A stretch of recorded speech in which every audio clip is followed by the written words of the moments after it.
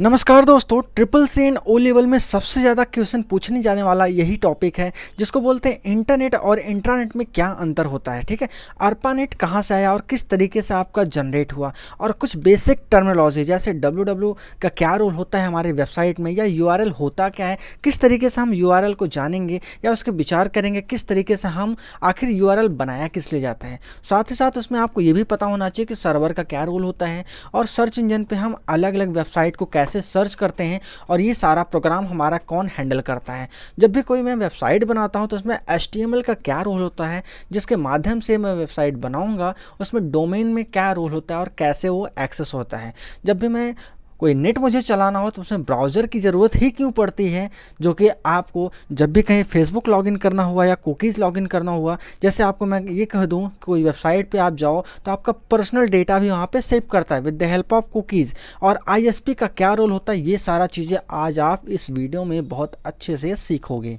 मैं हूं आपका आशीष। जो मैं आज का टॉपिक यहाँ पे बताया हूँ, यही सारी चीज़ें मैं आपको डिस्कस करूँगा, जो कि मैं इसके पहले वाले क्लास में आपको बताया था कि आपका कैल्क ख़त्म होने के बाद आपका ये introduction to internet and WWW का ये आपका चैप्टर चलेगा। तो देखिए, यहाँ पे जितने मैं टॉपिक का डिस्कशन किया हूँ, यही टॉपिक आपको आज मैं बताऊँगा।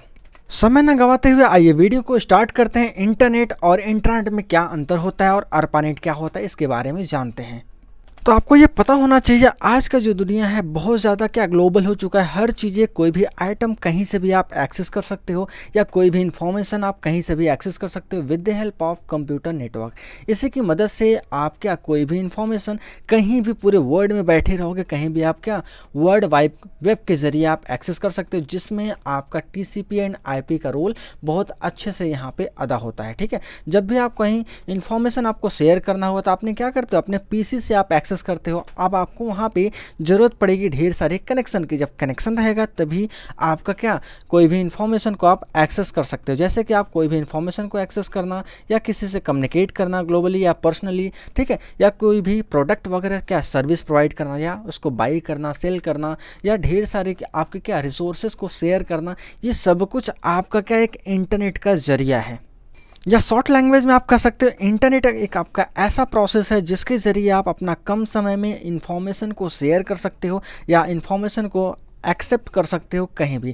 तो ये आपका एक पूरी तरीके से ग्लोबल इन्फॉर्मेशन हुआ। आइए यहाँ पे आगे बढ़ते हैं कि आपका किस तरीके से ये इंटरनेट स्टार्ट मीन्स शुरुआत हुआ, स्टार्टिंग कैसे हुआ। ठीक है, तो थोड़ा सा मैं आपको यहाँ पे डीपली लेके चलूँगा, थोड़ा सा हिस्ट्री में लेके चलूँगा। ठीक है, तो वीडियो में आप यहाँ पे बहुत अच्छे से देखिएगा कि ARPANET मीन्स इंटरनेट की जो शुरुआत हुई थी वो ARPANET के माध्यम से ही हुई थी। ठीक है, यहाँ पे देखिए ARPA का आपका पूरा नाम यहाँ पे देखिएगा, एडवांस रिसर्च प्रोजेक्ट एजेंसी। ये एक ऐसा एक्सपेरिमेंटल के जरिए यहाँ पे, जैसे मैं आपसे ये कह दूँ, पहले एक सिस्टम को दूसरे सिस्टम, दूसरे से तीसरे, कुछ ऐसा ये कॉन्सेप्ट यहाँ पे इस्तेमाल किया गया। कुछ ऐसा समझ लीजिए, जब आपका इंटरनेट का यहाँ पे शुरुआत हुआ था, कुछ ऐसा समझ सकते हैं, एक सिस्टम से दूसरे सिस्टम को कनेक्ट किया गया। मीन्स यहाँ का इन्फॉर्मेशन यहाँ पे आगे शेयर किया जा सकता है, और यहाँ का इन्फॉर्मेशन क्या आगे शेयर किया जा सकता है। ठीक है, आगे आपको एक सिस्टम से ऐसे बढ़ता हुआ चला गया, जिसके माध्यम से आप फटाफट क्या सारे सिस्टम में कुछ ऐसा कनेक्टिविटी मिल गया, जिसके माध्यम से आपको ये पता चला कि इन्फॉर्मेशन को यहाँ पे शेयर किया जा सकता है। ठीक है, कुछ ऐसा यहाँ पे समझ सकते हैं कि जो आपका सिस्टम की शुरुआत हुई थी ना, वो बेसिक से हुई थी। मीन्स 1 से 2, 2 से 4, 4 से 6, कुछ ऐसा सिस्टम का यहाँ पे ग्रोथ होता चला गया, जो एक एक्सपेरिमेंट के तौर पर आपका यहाँ पे यूज़ किया गया था। जो सबसे पहला आपका कंप्यूटर नेटवर्क आपका जो यूज़ हुआ था, वो 2 जनवरी 1969 में हुआ था। ठीक है, जो कि आप कह सकते हो आपका 1971 में आपका 20 साइटें तैयार किए गए, जो कि आपके अलग अलग साइंटिस्ट के माध्यम से ये तैयार किए गए। ठीक है, जैसे कि आप जान सकते हैं, जब भी मुझे इन्फॉर्मेशन शेयर किया जाता है एक जगह से दूसरी जगह, जैसे मान लीजिए मैं ऐसा कहूँ, इस फिगर में आप देख सकते हैं कि अगर मैं ये फिगर में कहूँ, आपको एक इन्फॉर्मेशन यहाँ से PC1 से PC2 तक आपको अगर शेयर करना हुआ, तो पर्टिकुलर किसी प्रोटोकॉल की आवश्यकता पड़ेगी। प्रोटोकॉल का मतलब रूल एंड रेगुलेशन की आवश्यकता पड़ेगी। जैसे मान लीजिए मैं आपसे ये कहता हूँ, आप यहाँ से अपने एग्ज़ाम देने जाते तो आपको रूल और रेगुलेशन को फॉलो करते हुए एग्ज़ाम देना है। तो इस तरीके से आपका TCP and IP means transmission control protocol and internet protocol जो आपका डेवलप हुआ 1972 में हुआ था, ठीक है। इसके बाद आप देखेंगे यहाँ पे आपका 1981 में जाते जाते आपके 200 साइटें पूरी तरीके से बन चुके थे जो ARPANET के माध्यम से लिंक हो गए थे, कहीं भी वो एक्सेस किए जा सकते हैं। फिर आगे चलते हुए आपका यहाँ पे डेवलप हुआ 1991 में, जो कि आपका एक लैंग्वेज आया था जिसके माध्यम से आपका क्रिएट होता है वेबसाइट जिसको बोलते हैं HTML, ठीक है, हाइपर टेक्स्ट मार्कअप लैंग्वेज। फिर इसके आगे आपने बढ़ा, जैसे मैंने आपको बताया TCP IP एक क्या ट्रांसमिशन कंट्रोल प्रोटोकॉल आपका है। फिर आगे बढ़ के आपका जो नया प्रोवाइड किया गया है वो HTTP। देखते हो कि कोई भी वेबसाइट के आगे HTTP जरूर लगा होता है। इस समय की जो वेबसाइट है आप देखेंगे HTTPS लगा हुआ, एस मीन्स आपका सिक्योरिटी वहाँ पे प्रोवाइड हो रहा है, ठीक है। आगे आप देखेंगे कि 1993 में आपका एक मोसाइक ब्राउज़र आपका वहाँ पे डेवलप हुआ, जो कि सबसे पहला आपका वेब ब्राउज़र था जिसके माध्यम से आप इंटरनेट को एक्सेस कर पा रहे थे, ठीक है। उसके बाद 1994 में आपका ढेर सारे और ब्राउज़र जनरेट हुए, जैसे कह सकते हो नेटस्केप नेविगेटर एक नाम का आपका ऐसा ब्राउज़र है जिसके माध्यम से आप क्या ढेर सारे इंटरनेट को क्या एक्सेस कर सकते हो, वेबसाइट को एक्सेस कर सकते हो, ठीक है। अब यहाँ पर एक बात आपको समझ में आ ही गई होगी कि इंटरनेट क्या है, एक तरीके से ग्लोबल नेटवर्क आ गया जिसके माध्यम से कहीं भी कोई भी इंफॉर्मेशन को आप एक्सेस कर सकते हो, ठीक है। अब आपका नया थोड़ा सा एक डिफरेंस आपको ये देखने के लिए मिलेगा कि इंट्रानेट तब क्या होता है, ठीक है। तब इंट्रानेट की बात अगर मैं यहाँ पे करूँगा तो एक छोटे पैमाने पे, जैसे मान लीजिए इस फिगर में मैं बात करूँ, यहाँ पे आप इस फिगर में अगर एक छोटा सा पैमाना हो, ठीक है, एक छोटा सा आपका सिस्टम से कनेक्टिविटी मिल जाए, तो आप देखेंगे कि यहाँ पे क्या ये जो सिस्टम आपका रहेगा इन्फॉर्मेशन केवल इसी दायरा तक ही रहेगा, ठीक है ना, इससे ज़्यादा नहीं बढ़ेगा। अगर मान लीजिए एक सिस्टम मैं यहाँ पे ऐड कर देता हूँ तो देखेंगे ये इन्फॉर्मेशन आप यहाँ से शेयर नहीं कर सकते, बिकॉज ये आपका कनेक्टेड नहीं है एक दूसरे से, ये कनेक्टेड नहीं, जब तक कनेक्टेड नहीं होगा तब तक इन्फॉर्मेशन को आप शेयर नहीं कर सकते हो। इट मीन्स ऐसा समझ सकते हो इंट्रानेट आपका क्या है, जो आपका छोटा नेटवर्क हो, जो कह सकते हो आपका छोटा सा दायरा हो, उसी को हम बोलेंगे इंट्रानेट। आप इंटरनेट को कुछ ऐसे कर सकते हो, collection of intranet known as internet, ठीक है, मतलब ढेर सारे इंट्रानेट का कलेक्शन जो रहेगा उसी को हम बोलेंगे इंटरनेट, ठीक है। इंट्रानेट की मदद से ही आपका इंटरनेट तैयार किया गया है, ठीक है। ये चीज़ें आपको यहाँ पे बहुत अच्छे से याद रखना है, जो कि कन्फ्यूज एकदम नहीं होना, ठीक है। जैसे आप इस फिगर में आप यहाँ पे देख सकते हो कि अगर इंटरनेट और इंटरनेट में आपका क्या अंतर है। आपका जैसे ये इंट्रानेट हो गया, ठीक है, इंटरनेट आप देखेंगे यहाँ पे केवल जैसे एक कोई कॉर्पोरेट रिसोर्स हो गया, या कह सकते हो आपका कोई जैसे होटल वगैरह में देखते हो आप, होटल वगैरह में आपको ये देखने के लिए मिलता है कि जैसे जितने फ्लोर हैं, जितने भी अलग अलग रूम हैं, वहाँ पे फ़ोन लगे रहते हैं। अब वहाँ पे क्या केवल एक बटन या दो बटन वहाँ पे क्लिक किया गया तो डायरेक्टली रिसेप्शन पे कॉल चला जाता है। तो ये किसका कॉन्सेप्ट है, आपका ये इंट्रानेट का कॉन्सेप्ट है, ठीक है। लेकिन मैं चाहता हूँ देखिए उसका दायरा कितना, केवल होटल तक ही है, ठीक है। लेकिन अगर वही चीज़ें आप चाहते हो पूरे ग्लोबल में आप एक्सेस कर सको तो आपको क्या इंटरनेट की आवश्यकता पड़ेगी, जो कि आप कहीं भी उसको आप एक्सेस कर सकते हो पूरे ओवरऑल वर्ल्ड में।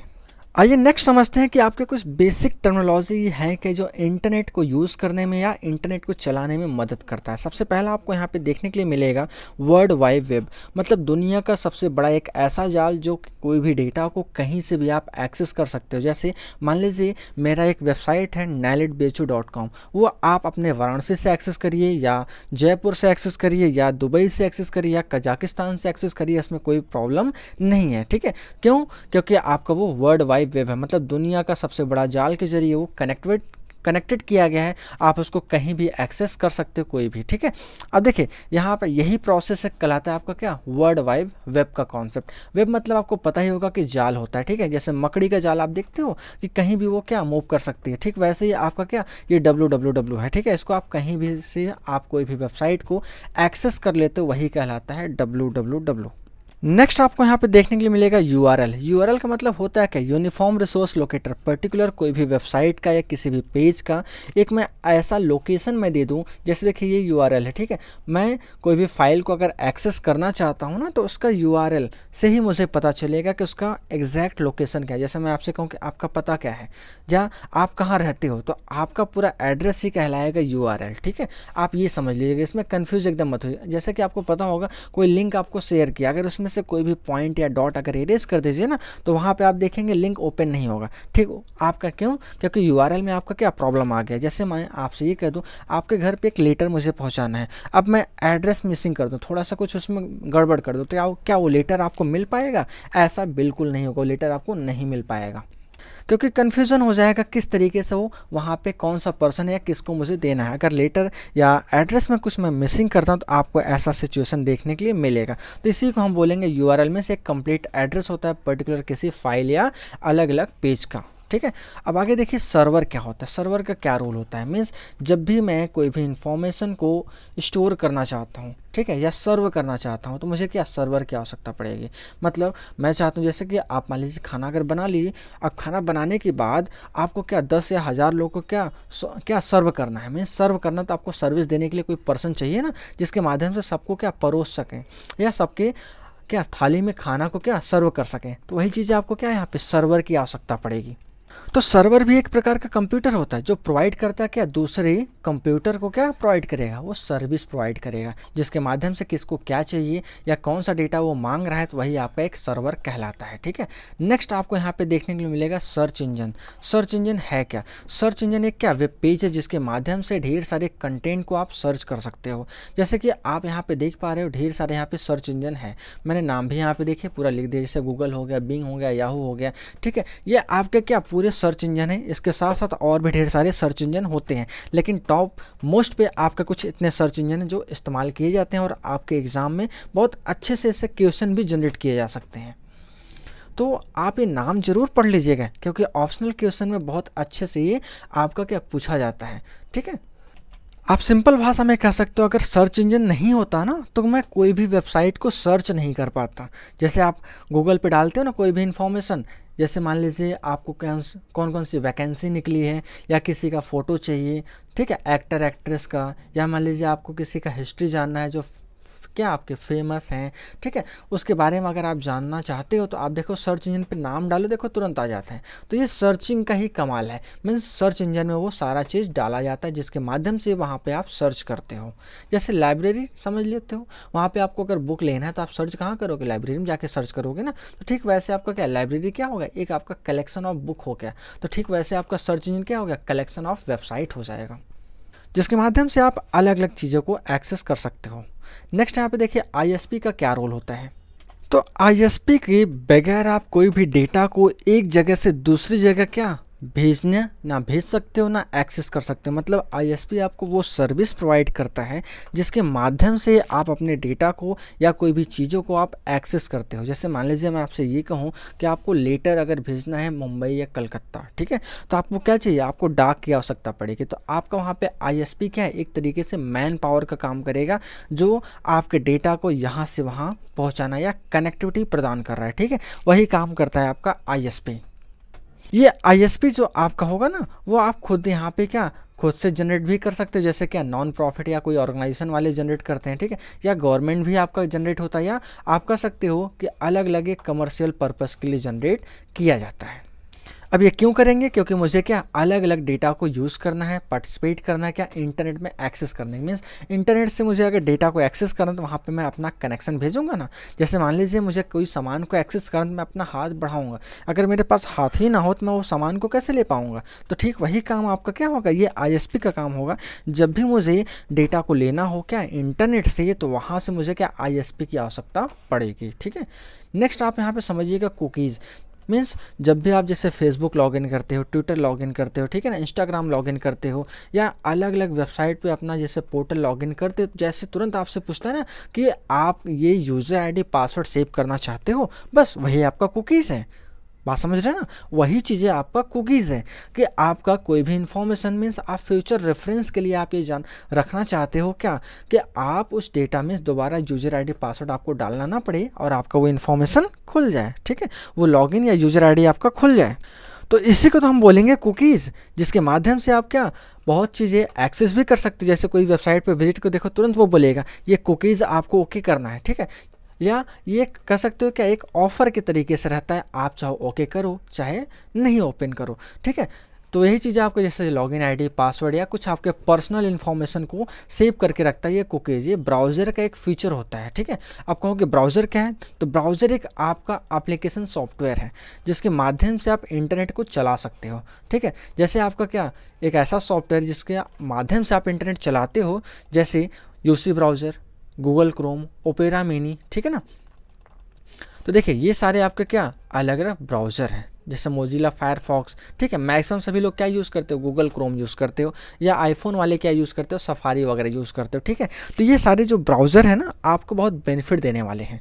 क्यों? क्योंकि अगर ये ब्राउज़र ही ना रहे ना तो आप नेट चला ही नहीं सकते, किसी भी कीमत पे नहीं चला सकते हो।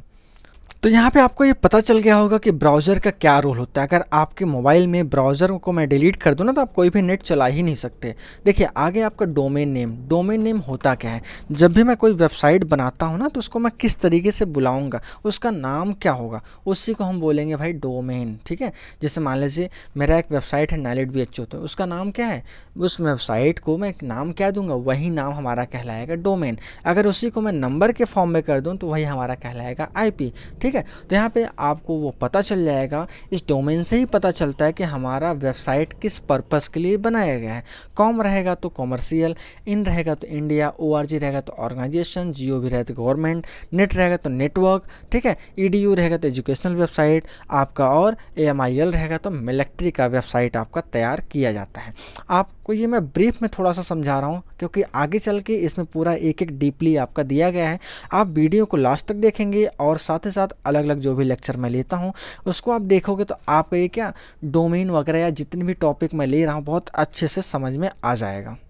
तो डोमेन मीन्स आप कह सकते हैं पहचान, ठीक है। जब भी वेबसाइट हम क्रिएट करते हैं, जो उसके पेज जो आप कहते हैं ना कि हमारे वेबसाइट जो मैं बनाया तो वेबसाइट बनता किससे है, वो अलग अलग लैंग्वेज का बनता है। उसी का एक पार्ट है HTML, जिसका नाम बोलते हैं हाइपर टेक्स्ट मार्कअप लैंग्वेज, ठीक है, जिसके जरिए आप वर्ल्ड वाइड वेब पेज तैयार करते हो, ठीक है ना। जैसे आप कोई वेबसाइट खोलो, देखो जो आपका देखेगा ना वो कैसे क्रिएट किया गया, वो HTML के जरिए ही क्रिएट किया गया है। तो HTML एक प्रकार का आपका लैंग्वेज ही होता है।